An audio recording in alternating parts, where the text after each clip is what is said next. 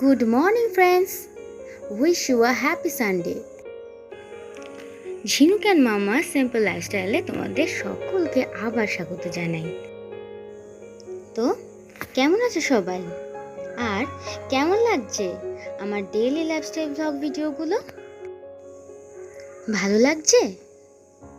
ভালো লাগলে অবশ্যই জানাবে কিন্তু, নইলে কিন্তু চলবে না। আমরা সবাই বন্ধু না? রবিবার সকাল থেকে কি কি করলাম সব তোমাদের সাথে শেয়ার করব। থাকবে তো আমার সাথে? চলো সারাটা দিন তোমাদের সাথে কাটাই। তো এখন বাজে ঘড়িতে 8:50, মানে সকাল 9:10। যাচ্ছি পাড়ার মোড়ে স্টেশনারি কাম গ্রসারি শপটা থেকে কিছু দরকারি জিনিস কিনতে। বেশ গরম লাগছে, রোদের তাপটা একটু বেশি। সকাল সকালে খুব রোদ হয়েছে। ছাতাটা নিতে ভুলে গেছিলাম, তাই একটু বেশি গরম লাগছিল।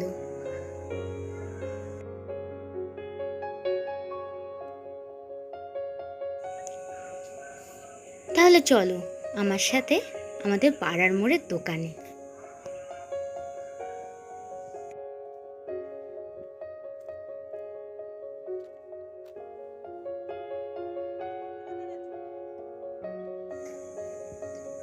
তো দেখো, এই হচ্ছে আমাদের পাড়ার মোড়ের সেই দোকান, যেখান থেকে টুকটাক অনেক কিছুই পেয়ে যাই, অনেক কিছুই কিনি। তাই যা যা দরকারি জিনিস কেনার ছিল কিনে নিলাম দোকানটা থেকে। চলো বাড়িতে গিয়ে দেখাবো আমি কি কি কিনলাম। এখানে বেশিক্ষণ ভিডিও করলাম না।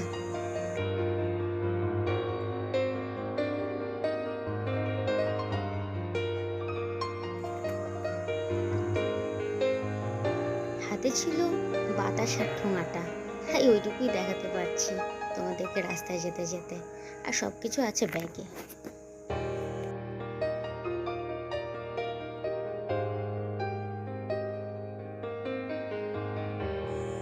আরে দাঁড়াও দাঁড়াও, দেখাচ্ছি কি কি কিনলাম। বাড়িতে তো ফিরতে দাও।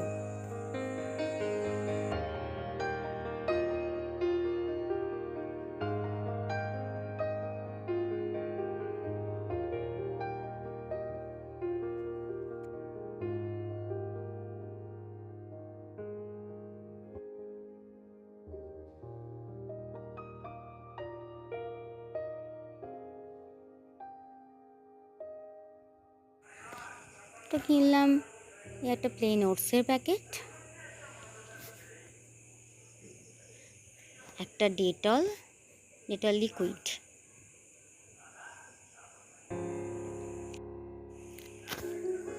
একটা চিয়া সিডসের বোতল, আর একটা এসেনশিয়াল হেয়ার অয়েল।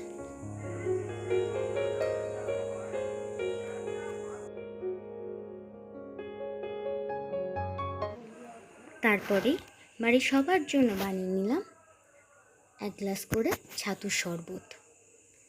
ছাতু, বিট নুন আর পাতিলেবু দিয়ে 1 গ্লাস করে ছাতুর শরবত।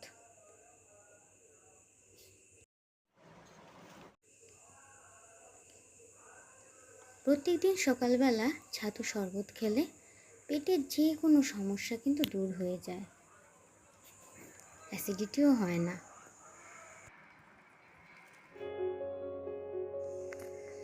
তারপরে লাঞ্চের ভিডিও দেখাচ্ছি। লাঞ্চে মা নিয়ে নিয়েছিল অল্প একটু ভাতের মধ্যে 1 বাটি ডাল, পুরো ডাল সিদ্ধ। ডাল সিদ্ধ আর এই যে শসা আছে আর একটা ডিম সিদ্ধ।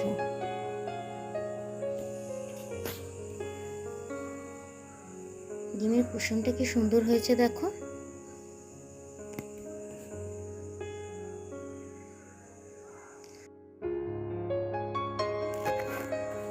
আর লাঞ্চে আমি নিয়ে নিয়েছিলাম ঘন ডালটা আর ডিম সেদ্ধ আর শসা পাশে।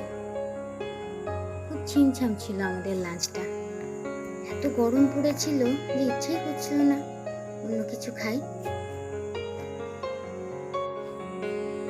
তাহলে চলো লাঞ্চটা কমপ্লিট করে দুপুরে একটু ঘুমিয়ে নিই, তারপর সন্ধ্যাবেলায় তো দেখা হচ্ছে মায়ের সাথে। দেখি মা কি বলে।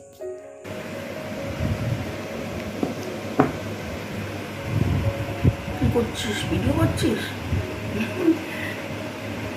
হ্যালো, এখন কি? Good evening. কেমন আছো সবাই? নিশ্চয়ই ভালো আছো।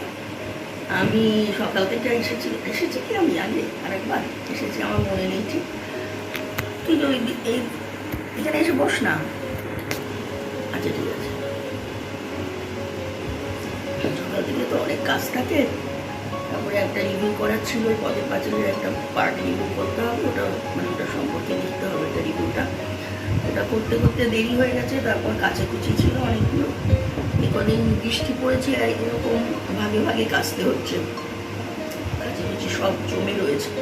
আমাদের তো আবার মানে কাচাকুচিও করতে হয় টানা জলে, জল এনে সব মানে আগে কেচে নিয়ে এত আয়রন জলে যে সেই জলে রাখা যায় না, লাল হয়ে যায় জামা কাপড়, মাথা শ্যাম্পু করা যায় না, কিচ্ছু করা যায় না। তো ওই কল থেকে জল এনে মেয়েও আনে, আমার হাজব্যান্ড, আমি শুধু আনতে পারি না। আমি কদিন আগে আমার রিপকে যে আর কি ব্যথা লেগে পড়ে গিয়েছিলাম, সিঁড়ি থেকে পড়ে গিয়ে হয়ে গেছে, মানে বুকের আর পিঠের 4টে হাড় ভেঙে গেছে। তো এখনও পুরোপুরি সারেনি, 6 সপ্তাহ লাগবে বলেছে। আর হচ্ছে এই হাতে হচ্ছে এটা 21 সালে বোধ হয়, 21 সালে এই হাত ভেঙে গিয়েছিল। তখন ছিল এই করোনা পিরিয়ড ছিল, তো অপারেশন বা কিছু করা সম্ভব হয়নি, প্লাস্টার করা ছিল। এই হাতটাও তেমন ভালো নেই পজিশন, মানে কাচাকুচি করতে গেলেও খুব প্রবলেম হয় আমার। আর জল আনা তো দূরের কথা, একেবারেই পারি না। অনেক সময় রান্না বান্নাই মেয়েকে বলি না, মানে সাঁড়াশি নামিয়ে দিতে, বা নিজে ভালো করে সাঁড়াশি করতে পারি না, কিছু না। তার মধ্যে মানে মানে ছিল, আরও খারাপ অবস্থা হয়েছে। এই মানে বুকের আর পিঠের 4টে হাড় ভেঙে গেছে। এখন অপারেশন করতে হবে কিনা তাও জানি না, 6 সপ্তাহ পরে যেতে বলেছে। এই চেস্ট ক্যাচার যেটা আছে সেটাকে বেঁধে রাখতে বলেছে। সেটা এই প্রচণ্ড গরম, মানে কি গরম ভাবা যায় না। একে তো আমাদের তো এসি নেই, জানলা দরজা বন্ধ রাখতে হয়, এমন বাইরের পরিস্থিতি একদিন দেখাবো তোমাদের। তো এই কারণে মানে মারাত্মক গরম। আর তার মধ্যে বৃষ্টি, এমন বৃষ্টি হয় মাঝে মাঝে ঘর অবধি না উঠলেও ঘরের প্রায় মানে অন্য ঘরগুলো কভার করে যায়।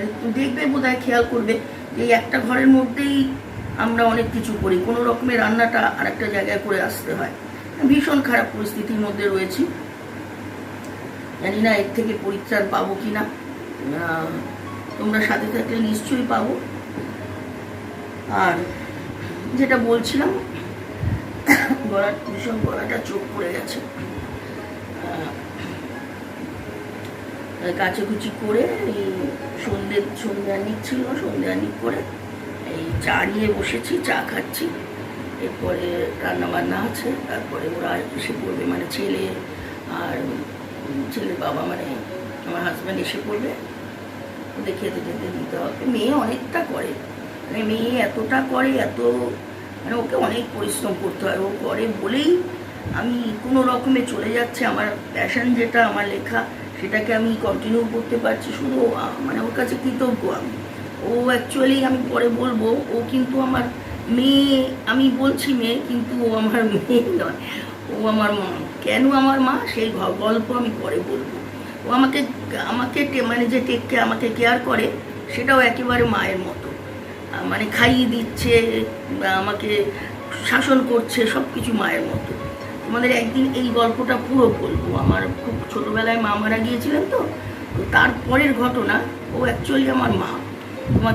মানে তোমাদের সমস্ত ঘটনাটা পরে বলবো। তো এখন রাখি, আবার ওদিকে যাবো, চাটা শেষ করি। হ্যালো, আজকের মতো টাটা।